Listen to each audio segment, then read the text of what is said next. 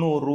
Market பீரியட்லயே வந்து இவங்க வந்து ரூ. 730 எப்படி கொடுக்க முடியும்? ஆமா. அதை யோசிச்சு பாருங்க. நம்ம காலையில போய் பார்க்கும்போது கூட ரூ. 800 ரூ. 820 தான் ஃபர்ஸ்ட் குவாலிட்டி அப்படின்னாங்க. இப்போ இவங்க அப்ப என்ன கொடுப்பாங்க? அதாவது இவங்க கிட்ட ஆட்டுத்தொட்டில இருந்து வாங்கி தான் எல்லா வியாபாரிகளும் வியாபாரம் பண்றாங்க. ஆமா. ஆடா இருக்கட்டும், அறுத்த கார்கஸ் அதாவது உரிச்ச கறி தட்டமா இருக்கட்டும், இது எல்லாமே ஆட்டுத்தொட்டில இருந்து வாங்கி தான் இந்த வியாபாரிகள் எல்லாம் பண்றாங்க. ஏன்னா வேற எங்கேயுமே ஆடை இருக்கிறதுக்கு அரசால அங்கீகரிக்கப்படலை. ஆட்டுத்தொட்டியை தவிர. ஒன்று ஆட்டுத்தொட்டி, புளியாந்தோப்பு ஆட்டுத்தொட்டி, சைதாப்பேட்டை ஆட்டுத்தொட்டி, பல்லாவரம் ஆட்டுத்தொட்டி, இன்னொன்று வந்து அம்பத்தூரில் கள்ளிக்குப்பம் ஆட்டுத்தொட்டி. இந்த 4 ஆட்டுத்தொட்டியில் தான் வந்து அங்கீகரிக்கப்பட்ட ஆட்டுத்தொட்டிகள். இங்கே நிர்ணயிக்கப்பட்ட விலைகள் தான் இது எல்லாமே.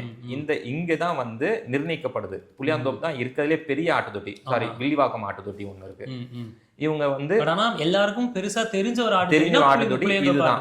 இங்க நிர்ணயிக்கப்படுற விலை தான் வந்து மிச்சம் இருக்கிற ஆட்டுத்தொட்டிகளையும் போகுது. இவங்க வேற எங்கேயுமே போய் வாங்கி கம்மி விலைக்கு கொடுக்க முடியாது. இவங்க எப்படி கொடுக்குறாங்க? அதுதான் ஸ்கேம்.